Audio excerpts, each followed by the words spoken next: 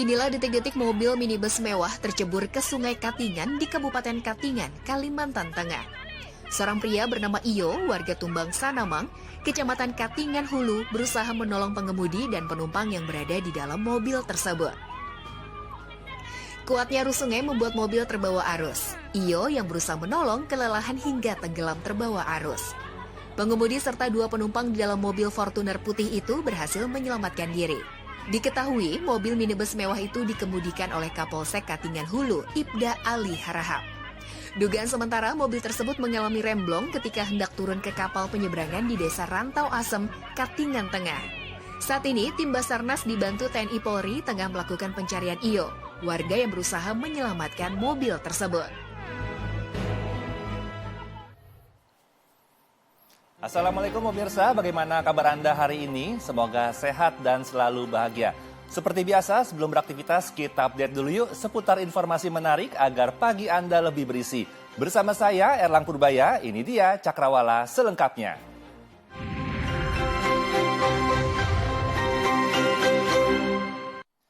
Keributan antara pengemudi ojek online dengan seorang remaja pesepeda di Jalan Jenderal Sudirman, Jakarta akhirnya berakhir damai.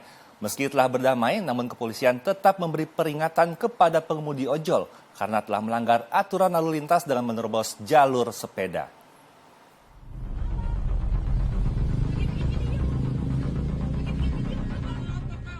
Sebuah video viral memperlihatkan seorang remaja laki-laki cekcok dengan seorang pengemudi ojek online di jalur sepeda Jalan Jenderal Sudirman, Jakarta Pusat.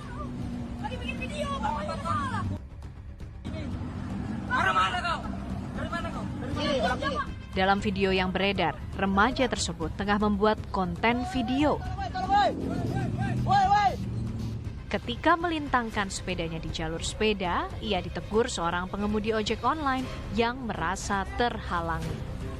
Keduanya terlibat cekcok, bahkan pengemudi ojol tersulut emosi saat helmnya dipukul remaja itu dari belakang. Keributan akhirnya berhenti setelah pengendara yang melintas datang melerai. Meski pengemudi ojol itu sempat dilaporkan orang tua si remaja ke polisi, namun kedua pihak akhirnya sepakat berdamai. Sekarang ya kan, ya tapi ya sekarang udah ketemu lah ya kan. Jadi sekarang setelah kami berhasil mengamankan pelaku, kemudian dari orang tua korban, kemudian menyampaikan kepada kami, Polsektor Tanah Abang, untuk tidak memperpanjang permasalahan ini sehingga orang tua korban memutuskan menempuh jalur damai dan mencabut laporan polisinya, sehingga kami dari Polsek Metro Tanah Abang menindaklanjuti dari permintaan pembuat laporan atau dari orang tua korban. Meski telah berdamai, namun kepolisian tetap memberi peringatan kepada pengemudi ojol karena telah melanggar aturan lalu lintas menerobos jalur sepeda. Pemirsa, ada momen unik saat sidang Kabinet Paripurna di Istana Negara. Menteri Pertahanan Prabowo Subianto terlihat duduk di sebelah Presiden Joko Widodo.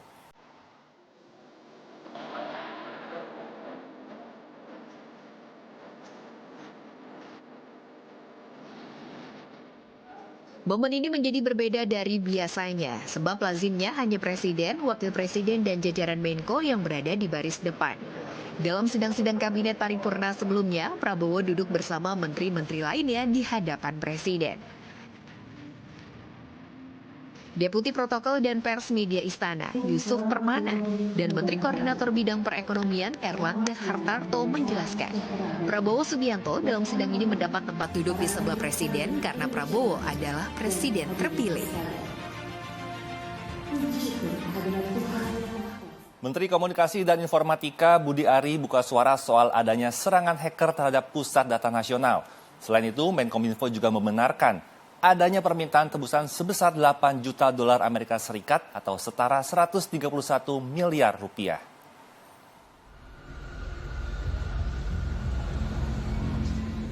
Isu seputar data nasional tengah menjadi buah bibir usai diduga diretas oleh pihak yang tidak bertanggung jawab yang mengakibatkan berbagai layanan publik terganggu. Terkini, PDN diserang dengan virus ransomware yang meminta tebusan sebesar $8 juta Amerika Serikat atau sekitar 131 miliar rupiah. Ransomware diketahui sejenis program jahat yang disebut-sebut sanggup memblokir akses ke data atau sistem penting. Bagi perusahaan atau lembaga, ransomware ditengarai dapat menimbulkan kerugian besar hingga kebangkrutan. Menyikapi gertakan itu, Menteri Komunikasi dan Informatika Budi Ari menegaskan bahwa pemerintah Indonesia tidak akan memenuhi tuntutan tersebut. Prioritas saat ini memastikan pusat layanan untuk publik sudah berjalan seperti sedia kala. Udah tunggu aja. Yang bertanggung jawab siapa jadi siapa? Ya nanti kan lagi diurus sama tim terkait. Ya. Emang selama itu Pak ya sistemnya Pak? Enggak juga emang. Pemerintah akan bayar bagaimana, tebusan Pak? nggak, Enggak akan. Tidak akan. Lalu bagaimana memulihkan? Ya tunggu aja. Ini kan lagi ini. Yang penting pusat layanan untuk publik udah bisa kita atasi. Ya. Sementara anggota Komisi 1 DPR RI Dev Laksono juga turut menyoroti soal aturan yang ada saat ini agar dapat dioptimalkan untuk menguatkan sistem keamanan pusat data nasional. Kalau kita bicara soal aturan itu sudah dibuat, ya, undang-undang itu sudah selesai. Tapi kalau memang itu masih dibutuhkan, ya ayo segera ajukan. Tapi ya sekarang dengan yang ada aja masih belum jalan lagi. Ya. Jadi jangan hanya menggunakan kita memiliki otoritas, kita tidak memiliki ini, tidak memiliki itu. Ya segera buat, karena dengan undang-undang yang ada bisa dibuat urunan-urunannya sehingga Kominfo, BSSN ataupun divisi cybercrime-nya Polri itu bisa menggunakan aturan yang ada untuk menindaklanjuti. Kehadiran Pusat Data Nasional semestinya turut memperkuat kedaulatan data Indonesia. Namun, jika keberadaannya masih rentan diganggu, maka hal ini akan menimbulkan sederet tanya.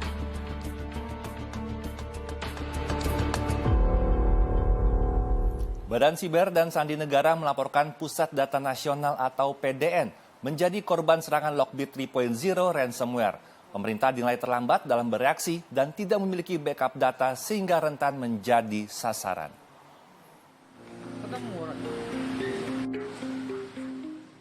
Serangan ransomware terhadap server Pusat Data Nasional atau PDN menjadi tamparan keras bagi pemerintah Indonesia. Badan Siber dan Sandi Negara (BSSN) melaporkan PDN menjadi korban serangan Lockbit 3.0 ransomware. Setidaknya ada 210 instansi daerah dan pusat yang mengalami masalah hingga layanan publik pun menjadi terganggu. Lockbit 3.0 ransomware yang menyerang PDN disebut menjadi organisasi peretas yang bertanggung jawab atas serangan itu. Lockbit 3.0 juga pernah mengirim virus yang sama, yaitu Brain Cipher ransomware saat menyerang server Bank Syariah Indonesia pada tahun 2023 lalu. Ketika Lockbit 3.0 ransomware bekerja, data akan terkunci sehingga akses informasi mengalami keterbatasan atau hal terburuk, datanya bisa hilang. Kita tahu Lockbit ini adalah suatu organisasi yang memang sering melakukan peretasan. Ini modifikasi dari Lockbit dan Lockbit 2.0 yang dulu juga pernah meretas Bank Syariah Indonesia dan minta tebusan. Kali ini juga minta tebusan $8 juta ya, atau lebih dari 200 miliar rupiah. Yang sangat saya sayangkan, pertama, ya, penjelasannya baru dilakukan setelah lebih dari 4 hari, ya, semenjak sistem ini down pada tanggal 20 Juni yang lalu. Ini sangat-sangat terlambat dan transparansi pemerintah sangat dipertanyakan. Yang kedua, pemulihannya juga sangat lambat. Ya, ini menunjukkan tidak berjalannya DRC atau Disaster Recovery Center yang itu terjadi. Ya, jadi artinya backupnya tidak ada.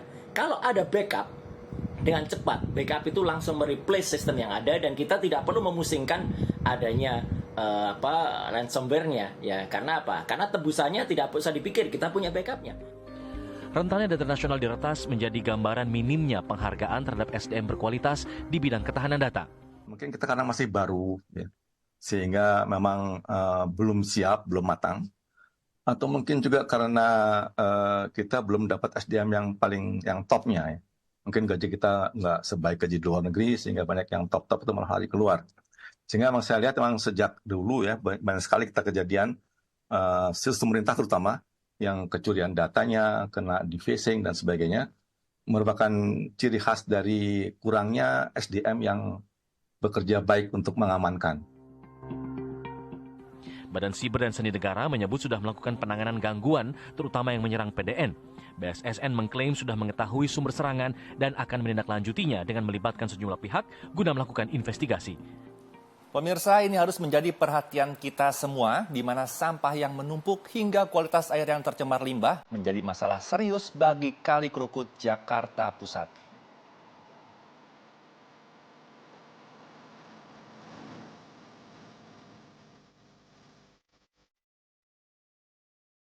Hal ini terjadi karena sampah serta limbah dari berbagai tempat dibuang ke Kali Krukut, sehingga sampah yang ada menyumbat aliran air dan mengakibatkan sungai berbau hingga kotor. Sejak berbekarannya berbagai pembangunan rumah, perkantoran, serta kawasan bisnis lainnya, Kali Krukut kerap dipandang sebelah mata. Dari hulu sungai ini, hampir setengahnya sudah tercemar oleh limbah rumah tangga yang cair maupun padat. Mengingat kawasan tersebut merupakan kawasan padat penduduk.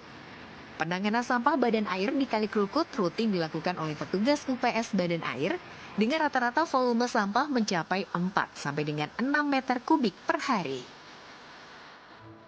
Polisi memeriksa 30 personel kepolisian yang ikut serta dalam pembubaran tawuran yang diduga mengakibatkan seorang bocah bernama Afif Maulana kehilangan nyawa di Padang, Sumatera Barat.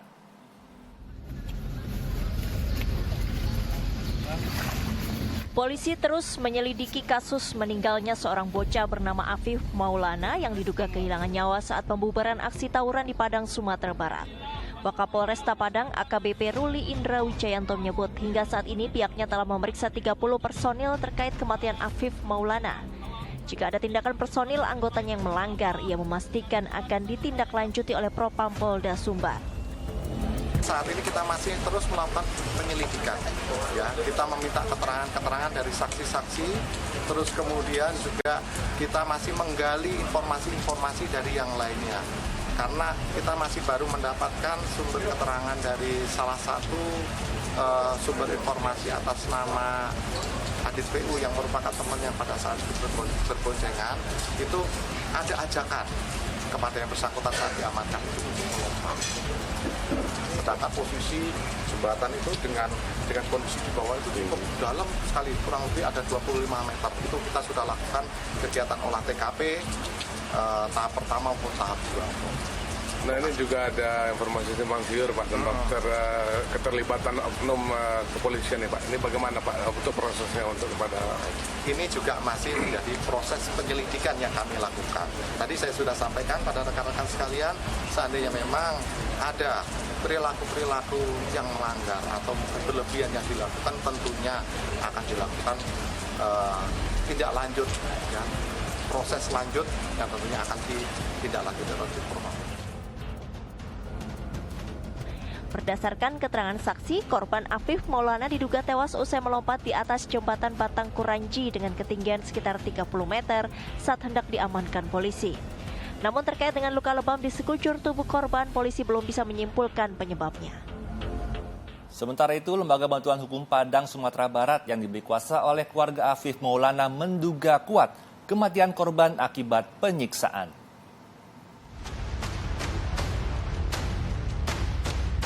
Lembaga Bantuan Hukum atau LBH Padang ungkap detik-detik Afif Maulana, anak berusia 13 tahun yang tewas diduga akibat disiksa oknum anggota polisi.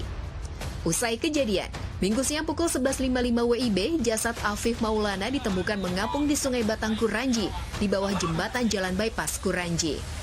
Tubuh Afif dan korban lain yang ditangkap malam itu penuh luka, diduga karena disiksa menggunakan rotan, setrum, ditendang hingga disundut rokok. Kami menduga keras korban AM ini menjadi korban penyiksaan dari kepolisian. Hal ini terlihat dari tanda-tanda kekerasan yang ada di tubuhnya dan dari cerita-cerita yang kami dapatkan dari banyak saksi.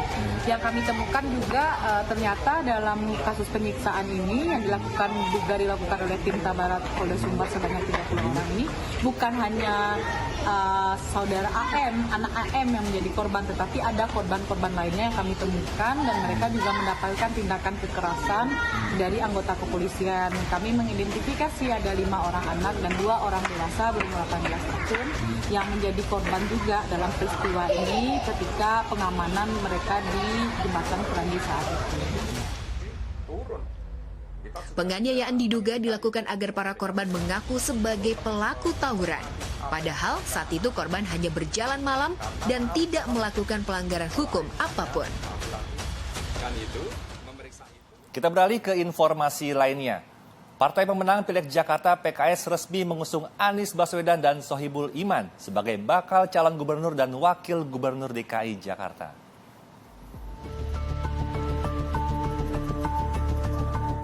Hari ini Partai Keadilan Sejahtera PKS secara resmi menyatakan mengusung Anies Baswedan dan Sohibul Iman sebagai bakal calon gubernur dan bakal calon wakil gubernur yang akan bertarung dalam Pilgub Jakarta.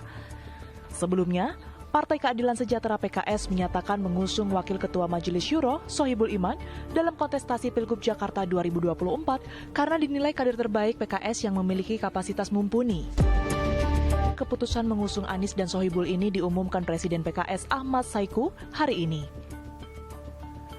Keputusan ini diambil setelah mendengarkan berbagai masukan dari tokoh-tokoh ulama, tokoh-tokoh lintas agama, dan juga masyarakat. Alhamdulillah Allah takdirkan kita menjadi pemenang pemilu dengan 18 kursi. Nah tentu dengan 18 ini juga masih belum leluasa untuk mencalonkan sendiri karena masih belum memenuhi syarat pencalonan. Oleh karena itu DPTP kaitan dengan ini sudah memutuskan bahwa Muhammad Sohibul Iman ini diputuskan sebagai calon wakil gubernur DKI untuk mendampingi Bapak Anies Rashid Baswedan sebagai calon gubernur DKI. Untuk bisa melaju dalam Pilgub Jakarta, PKS masih membutuhkan 4 kursi DPRD Jakarta. Bagaimana peta koalisi jelang Pilgub Jakarta? Sementara itu, pemirsa, puluhan anggota DPD RI terpilih sepakat mengusung kembali Lanyala Mataliti untuk menjadi pemimpin DPD RI 2024-2029.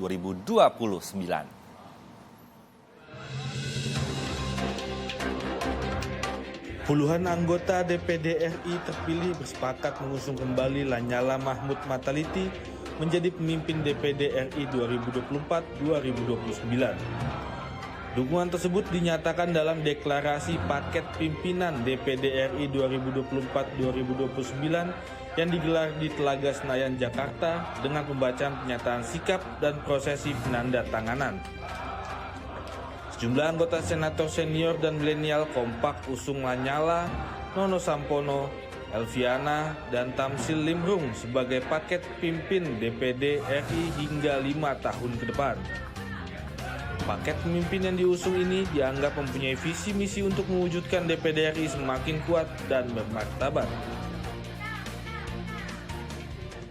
Penyanyi Virgon dan 2 tersangka lainnya ditetapkan akan menjalani rehabilitasi selama 3 bulan di Rumah Sakit Ketergantungan Obat Jakarta. Sebelumnya, Virgon disebut telah menjalani asesmen di BNN Provinsi Jakarta untuk menentukan apakah dilakukan rehabilitasi atau hukuman penjara.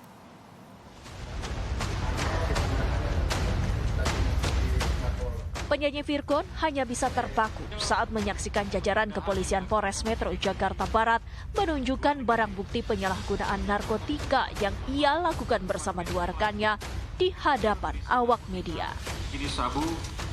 Barang bukti yang diamankan seperti alat hisap sabu hingga ponsel pribadi. Gram narkotika yang dibeli oleh Polres Jakarta Barat lalu menyampaikan hasil asesmen terhadap kasus narkoba yang menjerat ketiganya. Polisi menyampaikan hasil pendalaman dan penyidikan terhadap ketiga tersangka. Ketiganya kemudian ditetapkan sebagai tersangka sekaligus korban penyalahgunaan narkotika. Adapun motif Virgon menggunakan narkoba untuk tujuan menurunkan berat badan. Sementara tersangka PA memakai narkoba dengan maksud menjaga stamina saat bekerja dan untuk tersangka BH bertujuan membantu tidur dengan nyaman.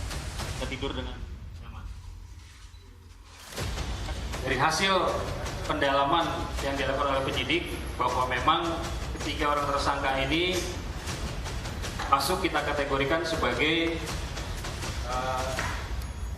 setelah kita tetapkan sebagai tersangka juga kita tetapkan juga sebagai korban penyalahgunaan narkotika. Memang ketiga orang ini dari aspek barang bukti yang diamankan, termasuk juga pendalaman terhadap yang bersangkutan, tidak ditemukan adanya jaringan peredaran narkotika. Sebesar-besarnya. Oleh sebab termasuk dalam kategori korban penyalahgunaan narkotika, maka terhadap ketiganya akan dilakukan rehabilitasi selama 3 bulan di Rumah Sakit Ketergantungan Obat atau RSKO Jakarta berdasarkan rekomendasi BNN Provinsi Jakarta. Keluarga para terpidana kasus pembunuhan Vina dan Eki di Cirebon melaporkan Ketua RT ke Bareskrim Mabes Polri. Sementara kuasa hukum Peggy Setiawan mendatangi Kemenko Polhukam setelah sidang pra-peradilan kliennya Peggy Setiawan ditunda.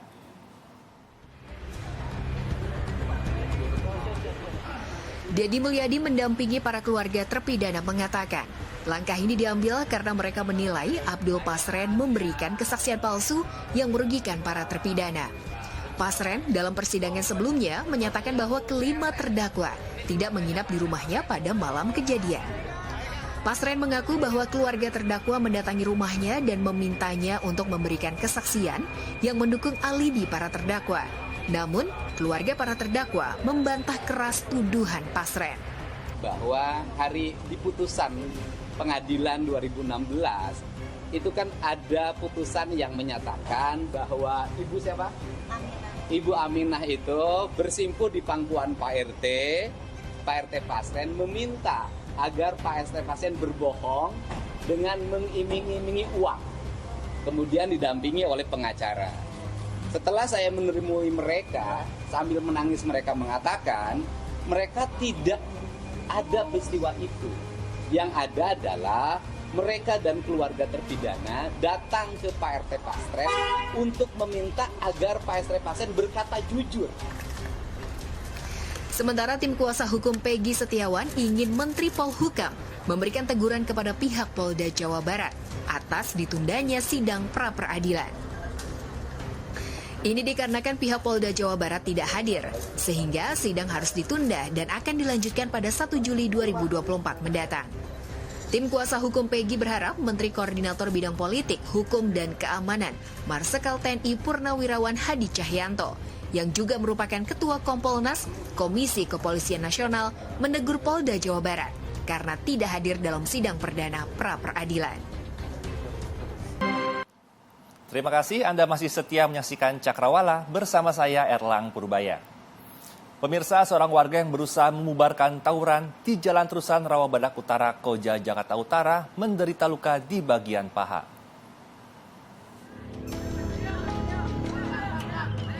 Tawuran antar dua kelompok remaja itu terjadi di sebuah gang sempit permukiman padat penduduk pada Selasa dini hari.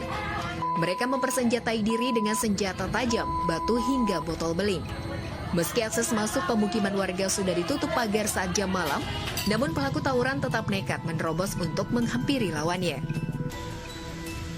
Seorang warga bernama Muhammad Maki menderita luka di kaki saat hendak melerai tawuran. Korban terjatuh dan terkena pecahan beling yang digunakan para pelaku tawuran.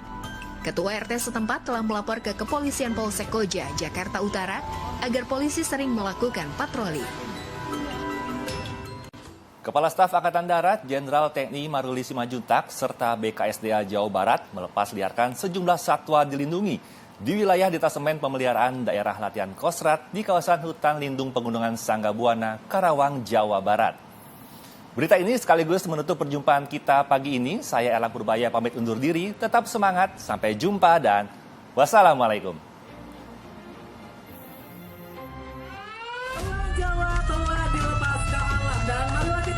Kepala Staf Angkatan Darat Jenderal TNI Maruli Simanjuntak serta Balai Besar KSDA Jawa Barat melepas tarikan sejumlah satwa dilindungi di wilayah detasemen pemeliharaan daerah latihan Kostrat, kawasan hutan lindung pegunungan Sanggabuana, Karawang, Jawa Barat. Menurut Jenderal TNI Maruli Simanjuntak, kegiatan ini merupakan bagian dari komitmen TNI Angkatan Darat dalam mendukung program pelestarian satwa liar dalam menjaga keanekaragaman fauna Indonesia. Selain sebagai lokasi latihan militer, kawasan hutan lindung pegunungan Sanggana Buana juga dijadikan lahan pertanian dan perkebunan warga.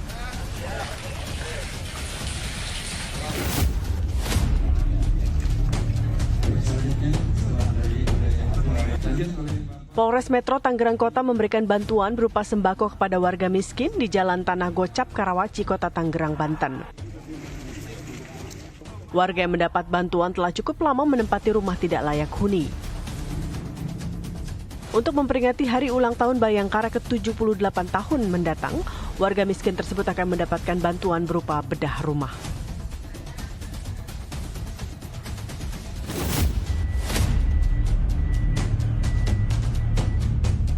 Tim UAS Haji DPR RI membantah bahwa pansus haji yang mereka gagas adalah bentuk politisasi. Pernyataan tersebut disampaikan di sela rapat kerja Tim UAS Haji DPR RI dengan Kadakar Haji di Madinah. Tim UAS menyampaikan sejumlah temuan dalam sidak. Temuan yang paling menonjol adalah fasilitas tenda di Arafah dan Mina yang tidak mampu menampung jamaah, sehingga banyak jamaah tidur di luar tenda serta terpaksa buang air kecil di samping tenda. Temuan-temuan itu harus ditindaklanjuti melalui pansus haji.